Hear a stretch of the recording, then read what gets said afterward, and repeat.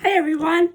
Here is the last that I know of. Those Darn Squirrels books. Those Darn Squirrels Fly South by Adam Rubin.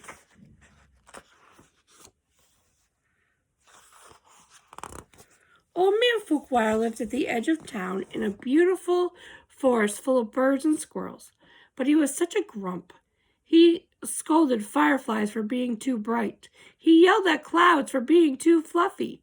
And when the lilacs bloomed, he pinched his nose with a clothespin so he wouldn't have to smell their scent.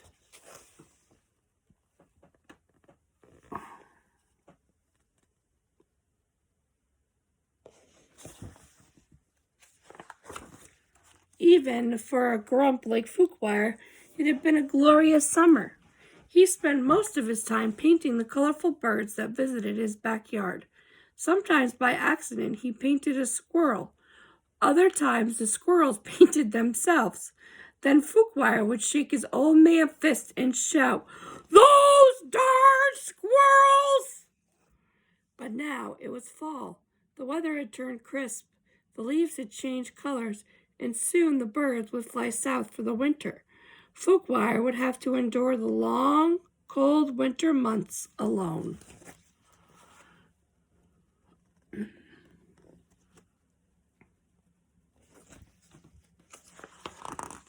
Well, not exactly alone. The squirrels would be there too.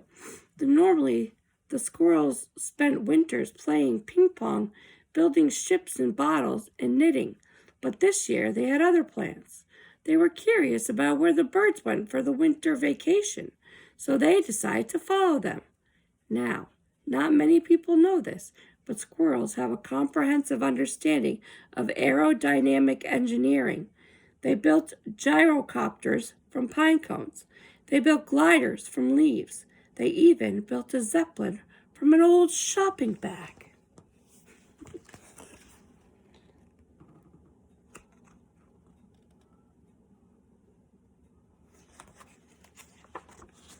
When the frost arrived, the bonga birds took off, followed by baba birds and the yaba birds.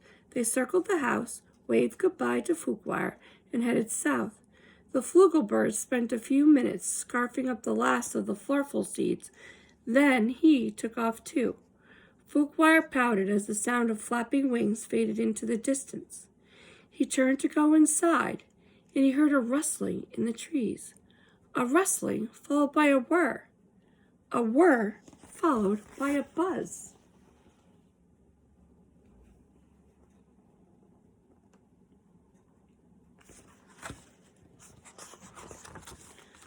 It was the squirrels launching their flying machines. One by one, some of the aircraft flew straighter than others, but eventually they all flew up and away from the harvest-colored treetops and into the cool blue autumn air. The old man could hardly believe his eyes. "Great googly moogly," he said. "It's a whole flock of flying squirrels." Great googly moogly.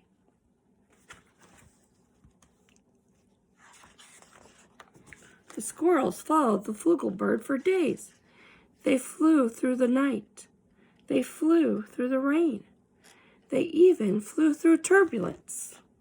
Finally, just when the squirrels thought they couldn't fly any longer, the flugel birds swooped down and landed gracefully on a beach. The squirrels landed with a crunch.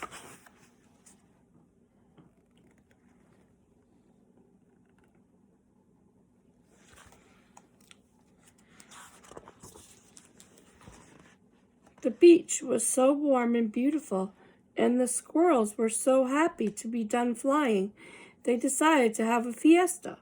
They went swimming and ate mangoes with salt and lime.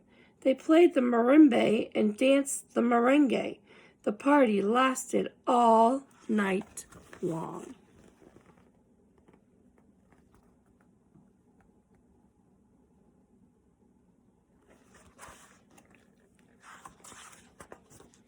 Over the next few weeks, the squirrels made themselves right at home. There were many new plants to snack on. There were also many new birds to see. There were cocoa birds, kiki birds, and caramba birds. There were too many birds to count. One of the birds reminded the squirrels of someone they knew.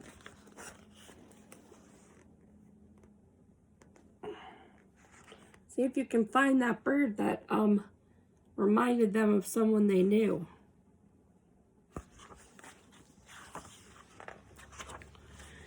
Deep in the snowy woods, a strange noise woke Old Man Fuchswire from his nap. It was coming from the telephone. He was getting a call? When he picked up the phone receiver, the operator asked if he would accept the charges for a long-distance call from the village of Santa Vaca. When there was a chattering on the line, "Those darn squirrels!" shouted Fuchswire.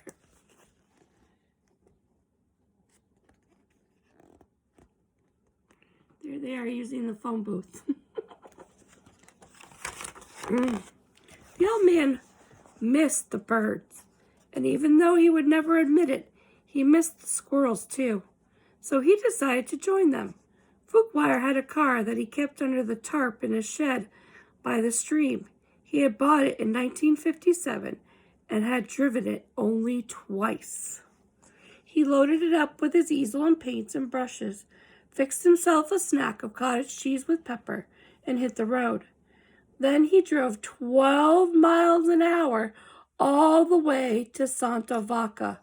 The nice people behind him had plenty of time to admire his car. They don't look very happy.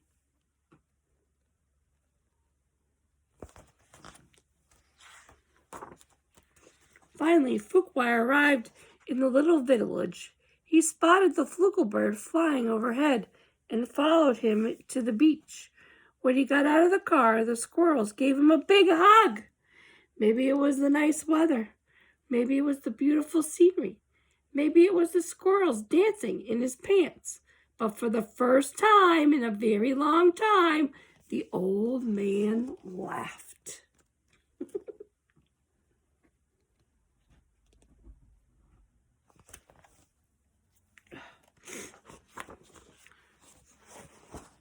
Soon, Fuchswire set up his easel and began to paint the local birds.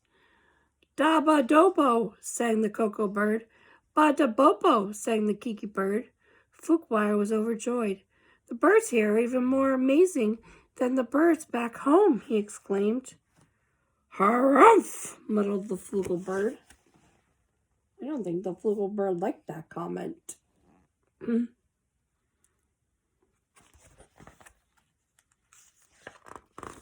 The sun was very hot.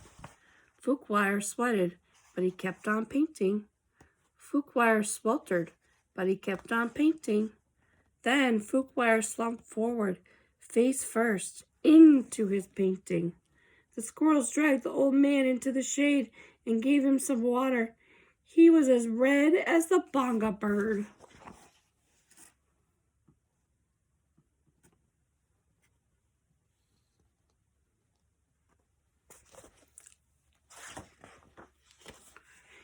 He decided it was time to go home. The squirrels decided to go with him. They had a wonderful vacation, but after all, it was almost time for their annual snow fort building competition. They had one last snack of mango, then Fuchswire waved goodbye to the birds, and they all piled into the car.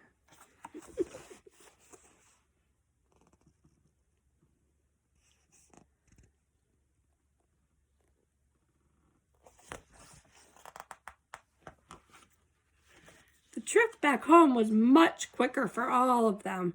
The squirrels drove most of the way. "Those darn squirrels!"